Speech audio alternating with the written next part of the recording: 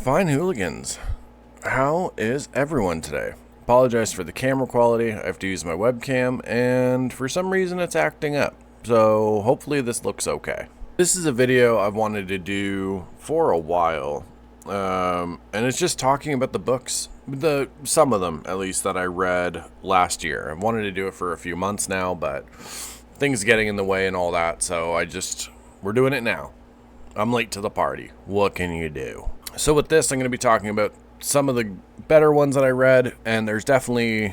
Was that last year? Yeah. There's definitely one that stands out definitively as the worst. But one of the best ones I read last year was this beauty right here, Cormac McCarthy's Blood Meridian. I also, this cover... I love it so much. You have, the wagon going, the footprints behind, but then just this desolate landscape behind it and everything. Well, I guess more so in front of it. And it kind of, I don't know. In a way, it kind of depicts what we go through in the story. Just these desolate landscapes that can fuel loneliness and hostility and a lot of different other emotions and stuff. For me, I've always loved westerns. I especially like more violent western stories. And Blood Meridian absolutely fills that for me.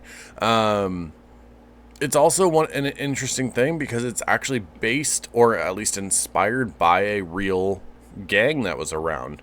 The Glanton gang was a real gang of scalp hunters that seemingly, I guess, it's in the name, scalp hunters. But there is a book called My Confession by Samuel Chamberlain, and for a while he actually rode with the Glanton gang, and Cormac McCarthy used those experiences detailed in the book as inspiration for Blood Meridian. We even have somebody named the Judge who, for all intents and purposes, fits the description of the Judge for, in Blood Meridian. Obviously, as far as, physical description and everything, because with Blood Meridian, the Judge is very much one of those characters that is left, in a way, open to interpretation. You're not sure if, in a way, he is the devil or something else. It's such a fascinating character. But I loved going on this adventure with the kid, who that's what we know him as, and just all these different things are happening. And I know some people are like, well, I don't like it because of the way they portrayed the indigenous people. I hate to tell you, though, but there are a lot of instances throughout Native history that violence was very prevalent. It wasn't all, a peaceful time for anybody. And I think that's one of the things that I really enjoy about Blood Meridian, is Cormac McCarthy goes into this period of history that a lot of people might read and just oh, it's fiction. It does, okay, none of this happened, but it 100% did, and the way it is portrayed is it's violent, but in a lot of different ways. It's also very honest. I loved the story. I'm very excited for the movie that's being worked on. John Hillcoat, who also directed The Road, another fantastic Cormac McCarthy book. And the movie is really good. He is actually going to be doing Blood Meridian, and the writer, it escapes my mind now, but he's worked on Gladiator, some of the Daniel Craig James Bond movies, which I love, a whole bunch of different things. So I'm very excited for that. And for people who say oh, Blood Meridian can never be made into a movie, where we are culturally now, we are much more accepting of violent movies or shows. Whether it's Walking Dead or Game of Thrones, A House of the Dragon, or ones that have nothing really to do with a more fantasy thing or anything, like Terminal List, Reacher. Now I'm drawing blanks. And admittedly, the Reacher seasons have kind of toned down some of it, as far as the violence goes. But that first season, we saw a dude nailed to a wall. Just saying, But even as far as movies go, with stuff like John Wick. Ooh, another show, Gangs of London. The John Wick franchise. It's just there's a lot of different movies and shows nowadays that violence is part of the nature of it, and people are more accepting of it. And it's like, oh, well, the way Cormac McCarthy describes the landscapes and stuff, sometimes there's no dialogue. You're just being told what's around you and everything. That has been executed many times and effectively. The Coen brothers did it really well with No Country for Old Men. And like, it just, there's a lot of times now we don't need a ton of dialogue. We enjoy watching a movie where you just are experiencing what these people are in this, like, you know, a desolate landscape or whatever the setting might be for them. Other two Cormac McCarthy books I read was The Road and No Country for Old Men. Those three books together are like my McCarthy trifecta that I always really enjoy. Next up, The Mark of Zorro by Johnston McCulley. Okay, as a kid, I've always loved Zorro.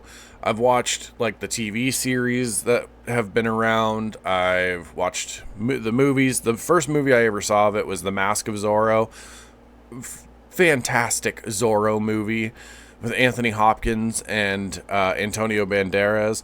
It kind of feels like that in a way was like one of the first legacy sequels where you had, like, you know, this character that so many people know and love, and now they're older and they're passing the torch to the next generation.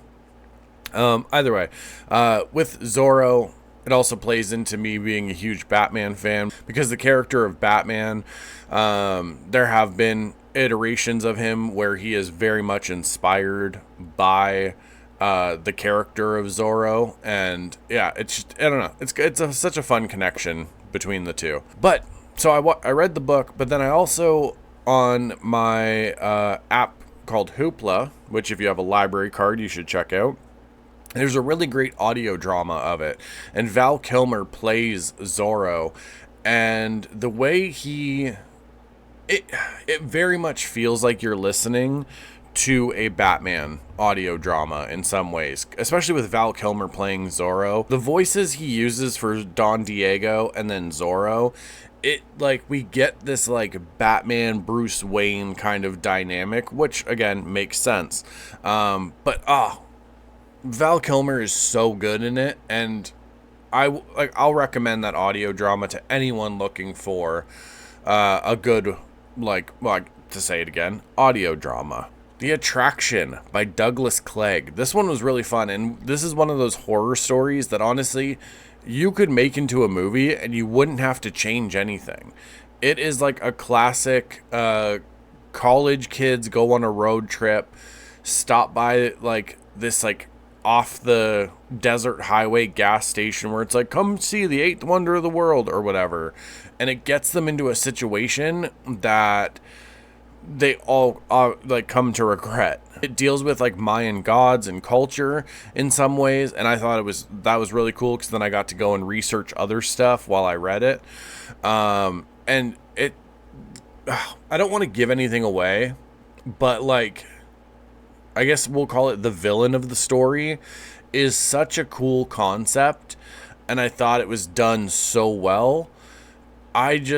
I would love to see this done as a movie or a short film or whatever. And like I said, you don't have to change anything.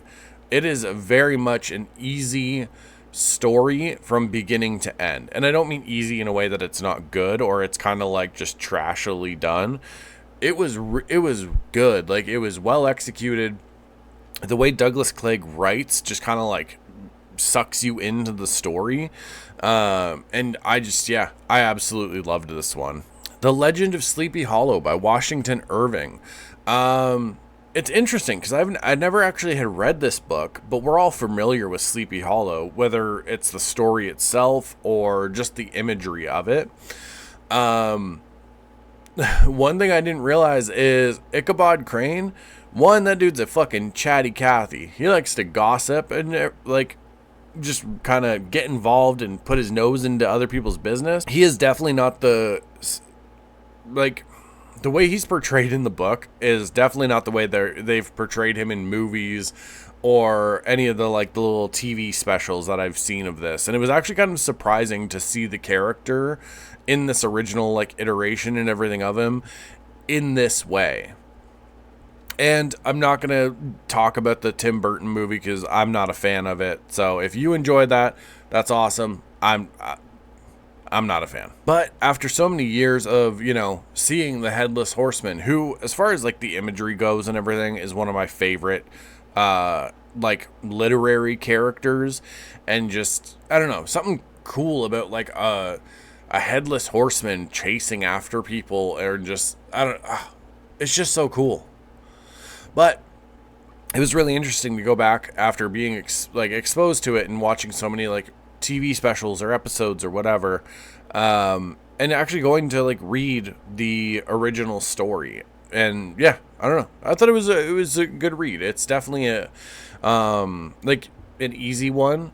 Again, not to say like it's not good, I just mean that if you're the type of person that likes a quick read sometimes, jump into Legend of Sleepy Hollow. You could probably get it done in a day or maybe like 2, you know what I mean? The Winter Family by Clifford Jackman. This one was awesome. This was like a random thrift store find.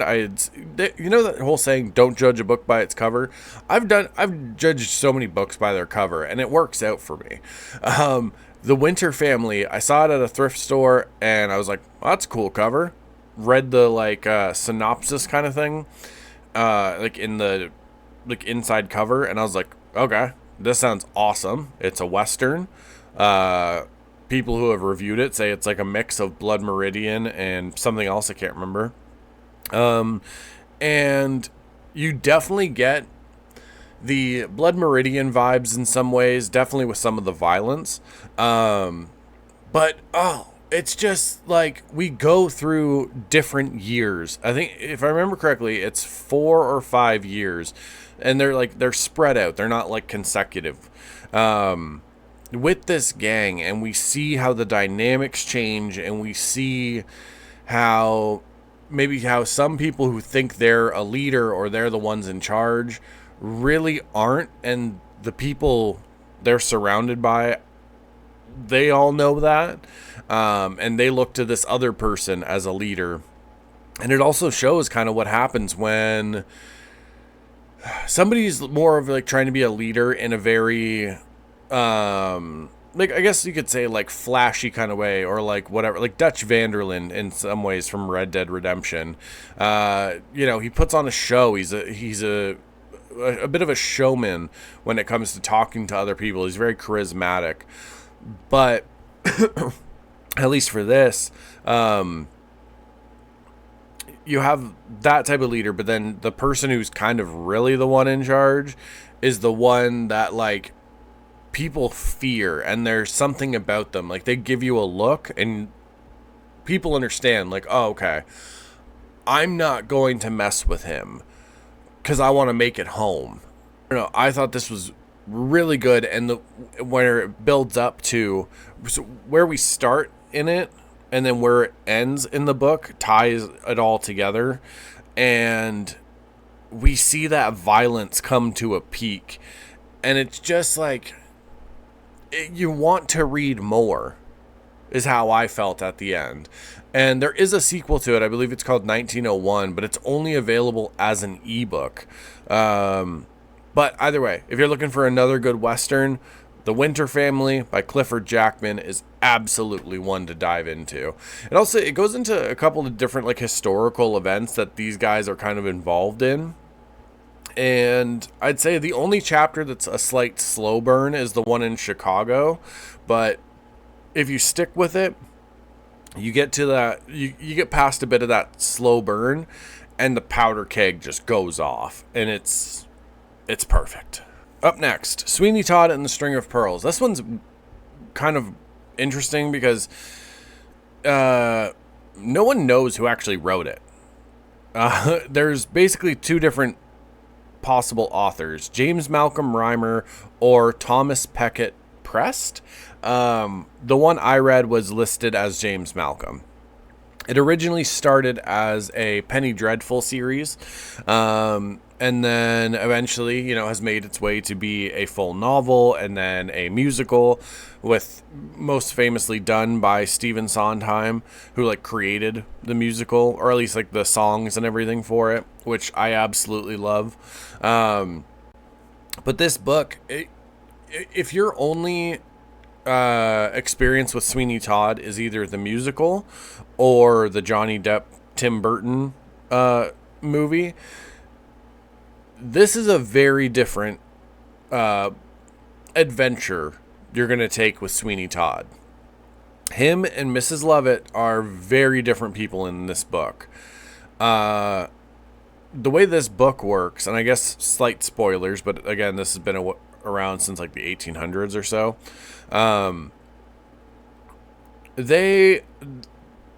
They've already been doing this for a few years, and they are very much the villains of the story, and definitely Sweeney is. It's said in the book, or at least alluded to, that they've also been eating these pies and stuff, and this is a very lucrative business for them, and this is their plan and everything.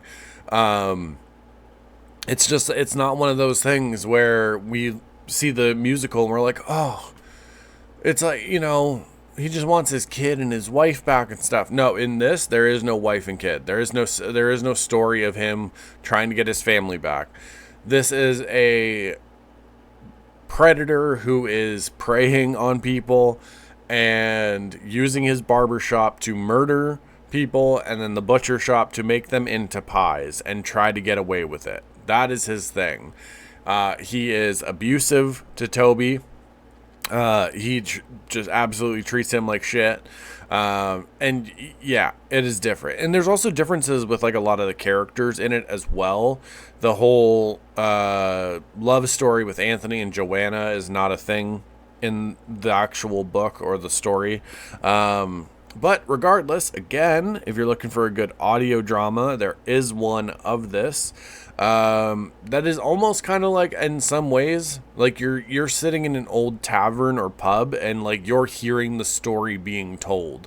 And it's really cool. But if you're a fan of Sweeney Todd, whether it's the musical or the movie, I definitely recommend checking out the book and seeing Sweeney in a bit of a different light. So these ones, admittedly, I've read before. It was a bit of a reread last year, but I couldn't help myself. The Shining, Salem's Lot, and the short story sequel to Salem's Lot, One for the Road. I'm a huge Stephen King fan. I am so excited that we are getting so many Stephen King adaptations this year. We're getting The Long Walk. Edgar Wright is doing The Running Man, and we're getting Welcome to Derry. Salem's Lot is if you ask me on the different days of the week what my top 2 favorite Stephen King books are, it's either going to be It and Salem's Lot, or Salem's Lot and It.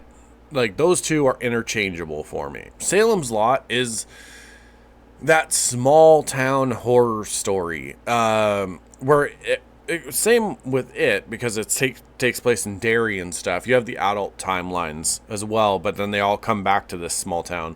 But with Salem's Lot, we're just in this small town.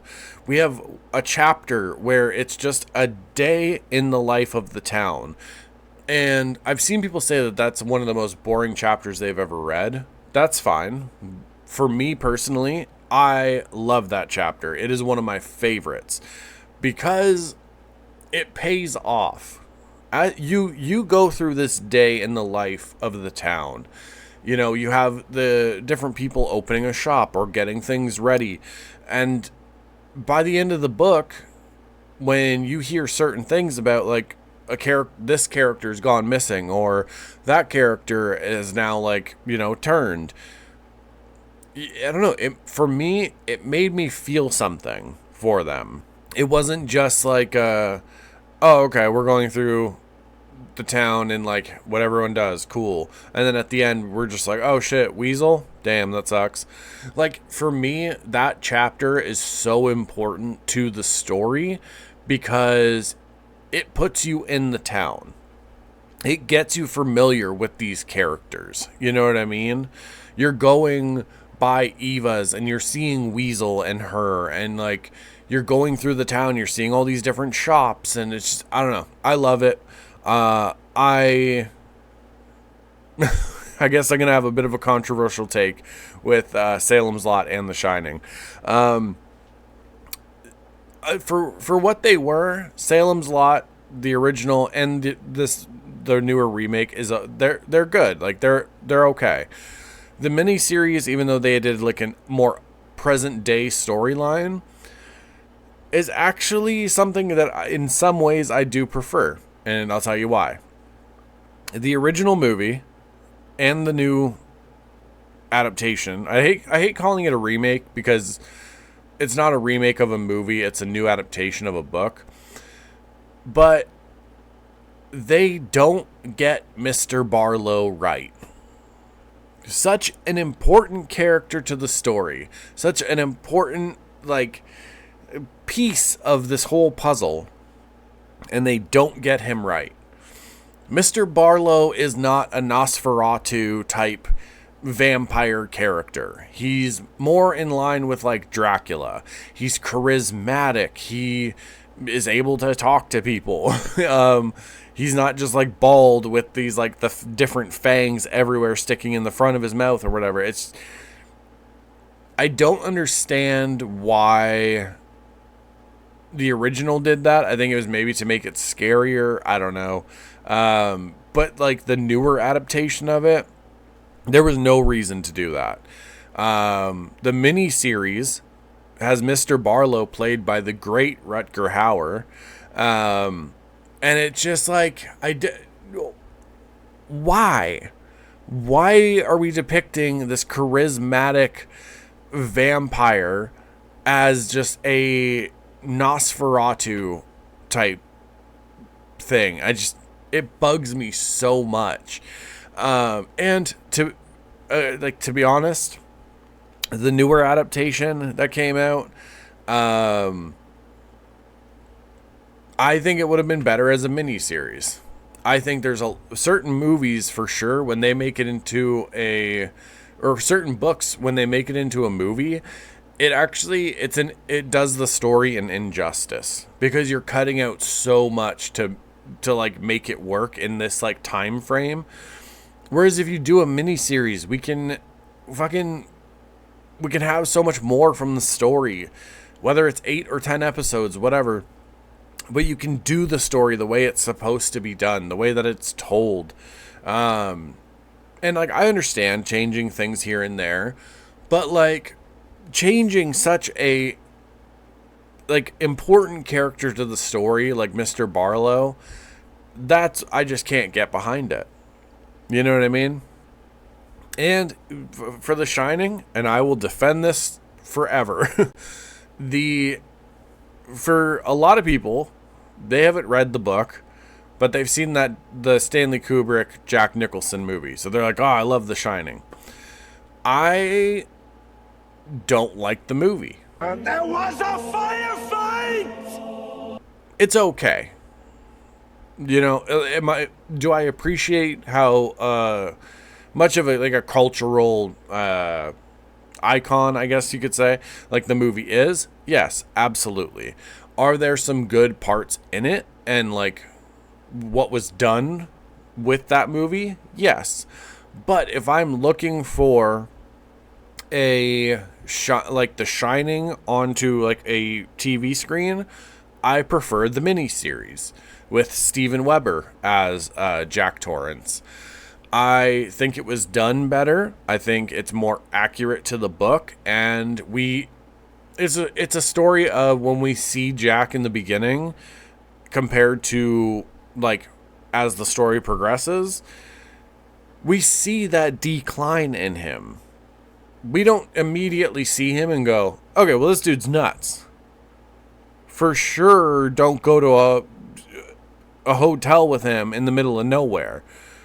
You're nuts. Whereas in the miniseries, we see this father and this husband have a decline in who he is mentally. I don't know. Disagree if you want. That's okay. But yeah, I prefer the Shining miniseries. What is next? Ooh, Never Whistle at Night. If anyone's looking for good indigenous short stories, like indigenous, I would call this dark fiction because some of them lean more that way than like a straight up horror. Never Whistle at Night by Shane Hawk. I actually submitted a story for Never Whistle at Night Part 2. Did not get accepted, which is okay because now I'm working on my own book with short story collections. And yeah, go check it out if you're looking for some good indigenous stories. The next two and the last two we're going to talk about, or at least for the good ones, The Nightmare Man and Mr. Lullaby by J.H. Markert. I loved The Nightmare Man. It was a random grab at the library. It was just something so cool about somebody like using people's nightmares in his own stories and stuff, and not realizing that it's other people's nightmares or what dreams they're having, and the story of the family unfolding of like kind of how this came to be and the weird practice behind it. Yeah, the old kind of abandoned like family home and stuff. It was so well done. My only critique is the ending felt a little too easy, and that's kind of the critique for both of them, to be honest. It's funny enough, it's the same critique I would have for the new adaptation of Salem's Lot, is you get to the ending and you hit a point where it's just like there's no more struggles. It's, oh, okay, bad guy, bang, bad guy, bang, bad guy, bang. All right, we're good. Let's get on out of here, kind of thing. But either way, The Nightmare Man was it was so fun, and there were genuinely like scary moments in it, and it's a great thriller as well. A little bit of a mystery going on. Mr. Lullaby, which is it takes place in the same literary universe, and there are a couple little connections or nods to the Nightmare Man book, or like certain characters in it. It just didn't capture me the same way the Nightmare Man did. It was okay, but it just, I don't know, it just wasn't the same. Like, it was kind of, how do I describe it? So there were some points of it where it felt like we were building up to something, and we were going to hit these like genuinely like scary moments or tense kind of moments, and then it just kind of fell backwards a bit. I'm trying to talk about it without giving spoilers away, but with the one character, as he's kind of making his way to the small town, I kind of felt like there was a lot of promise to where that little side story was going, as he's like picking up more and more people and meeting them like on this little road trip to the town. But it just kind of felt like it didn't pay off. And that could just be a personal preference, I admit that. But it just kind of felt like we hit where it's like, okay, they're at the town. But then we very quickly go into that easy ending again, where it's like, oh, bad guy, bang, bad guy, bang. Okay, let's get on out of here. It does leave the door open for some like kind of multi-dimensional type stuff, but I don't know. I know there's some paranormal aspects and everything in like the Nightmare Man, but I don't think they worked as well for like the Mr. Lullaby stuff for like what it was. I don't know. Other people might enjoy it, absolutely, but with me, I started with like the Nightmare Man, and I was like, okay, this is dope. I definitely want to read more. And then Mr. Lullaby just felt like a very different kind of world. They didn't feel like they were the same kind of literary universe in a way. I don't know. That's the only thing that's the only way I can like describe it. But other people might read it and enjoy it. I totally forgot to talk about this one. I have to now. The Life of John Wesley Hardin by John Wesley Hardin. One of the only books that I'm aware of that was actually written by like a Old West outlaw during that time period. John Wesley Hardin was, an outlaw by all intents and purposes. And with this book, we go through, I mean, granted it is from his point of view, but we go through, the shootouts, being on the run, trying to sneak back into like certain towns so he can see like his wife or his family or whatever, getting arrested and everything. It was such a fascinating read because, like, again, like I said earlier, I've always loved the Old West days and, tales of outlaws and, the cowboys and stuff. And just like, I don't know, getting to read a book that was written around that time by somebody that was actually involved in all that. It was so cool.